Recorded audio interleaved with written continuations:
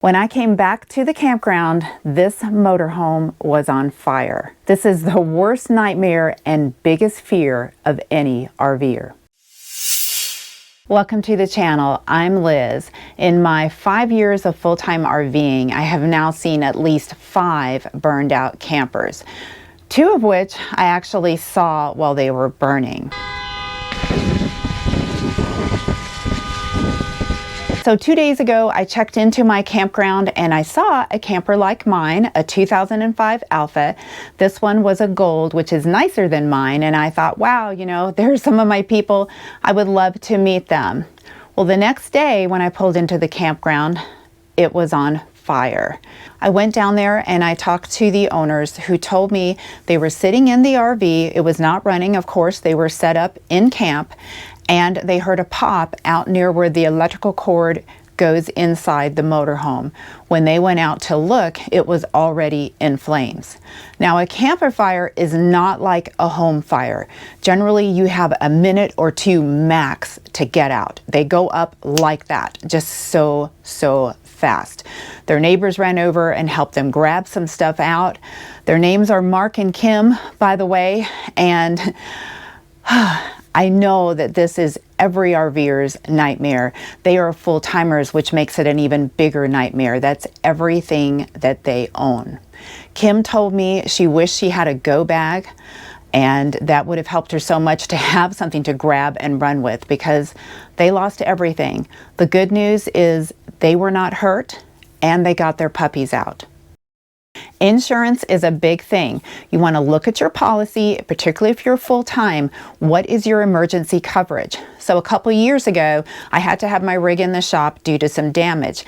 My emergency coverage by Progressive for full-timers was only $750. That's how much money I had while I was out of my rig for hotels and meals and that kind of thing. Well, with a car, you know, insurance generally gives you a rental car for 30 days. But with a motorhome or camper, you could be out for months, so $750 would not go very far. And it's just a few dollars in most states to bump that $750 up to $3,500, $5,000, or even $9,000. Call your agent because that money would be so helpful. Of course, upping your emergency coverage will help you for any emergency, not just a fire. I got a note recently from James Aaron. He watched a video that I made a couple years ago talking about upping the emergency insurance, and he changed his from $750 to $7,500. 3 weeks later, he got rear-ended with his Airstream by someone who did not have insurance. His Airstream is going to be in the shop for months, and that $7,500 coverage is really helping him a lot. In Mark and Kim's case, of course, their motorhome is not going to be fixed, but they're going to need money for a hotel right now. And then if they decide to maybe fly home with family, they're going to need money for that. Obviously, they're going to need to replace their clothes and their personal belongings, so that adds up a lot. My heart absolutely goes out for them. I am heartbroken. This is just a very, very hard thing to see because it is every full-timer's biggest fear. This community right here, the Liz Amazing A-Team, has shown again and again how generous you are. When I went through surgery, when I went through tough times, when I had COVID, when I broke my ribs, you were there for me with so much kindness and compassion. And that's why I'm making this video. So I created a GoFundMe for Mark and Kim. If you can find it in your hearts to help Mark and Kim, even if it's only $5 or $10, it's all going to add up because truly they're going to need the help. So thank you so much for helping them. I'll have a link to the GoFundMe in the description and in the pinned comment. Okay, this has me more than a little freaked out. The fact that a camper can be parked in a campsite and then just seem to spontaneously burst into flames. I mean, it really has me scared. They were not cooking. They were not running a space heater.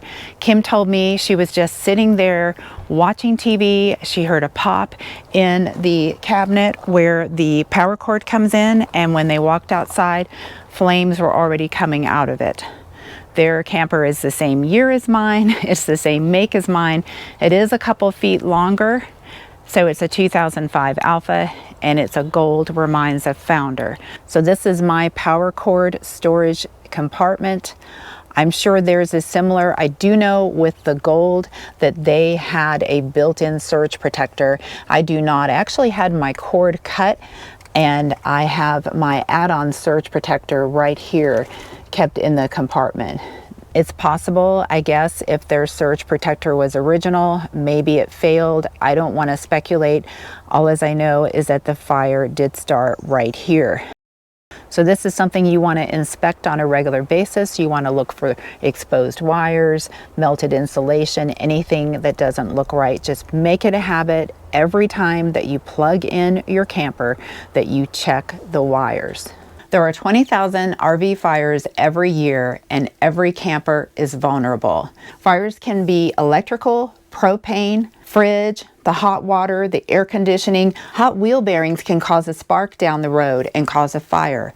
Fires can start in the engine for drivable RVs.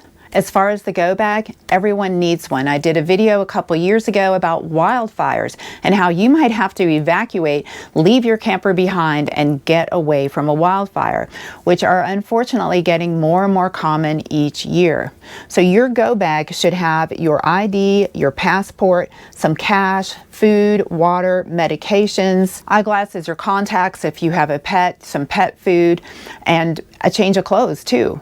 Another thing that Kim mentioned was that she didn't have photos of her possessions, of all the stuff she lost. For example, Mark just bought a new computer. If you take a photo of that, that would really help your insurance. And store those photos in the cloud so you don't have to worry. Some of the things that you can do to prevent fires is to make sure that you have enough fire extinguishers, that they are up to date, and that your propane detector is up to date too. Consider having smoke detectors in your storage bay. A surge protector is an absolute must. This is going to prevent any spikes or low voltage. It's going to help even out the power. Every RVer, whether they're full-time or weekends, needs a surge protector. I will have a link to my store where you can get one. If you get a recall, definitely take care of that. All recalls are serious. And a fire blanket may be a big help. Take care of the axles, the bearings, anything that heats up. If you have a drivable RV, make sure that you do the engine maintenance. All of your appliances need to be inspected on a regular basis.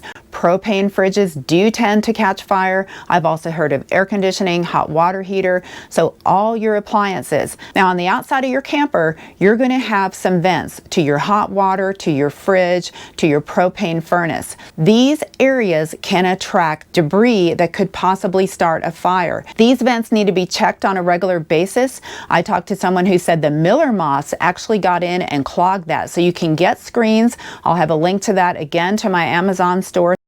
I recommend every time you go to a campground, add the address into your phone, put it in your favorite places so that if you ever need it, it's right there. Something that I am going to be doing is researching fire suppression. I know there are some systems that can be installed into campers and motorhomes that if there's a fire, the fire suppression will take over and stop the fire.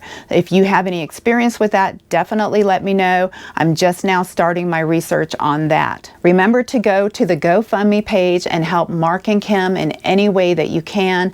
This is a strong community. We all pull together and help each other. Fire is definitely the biggest nightmare, whether you are a full-timer or part-timer. Thank you for watching this video. Please do these tips, whatever you need to do to make sure that you and your family are safe. If you found this video valuable, please like, subscribe, and share, and let me know of any fire prevention tips I may have missed.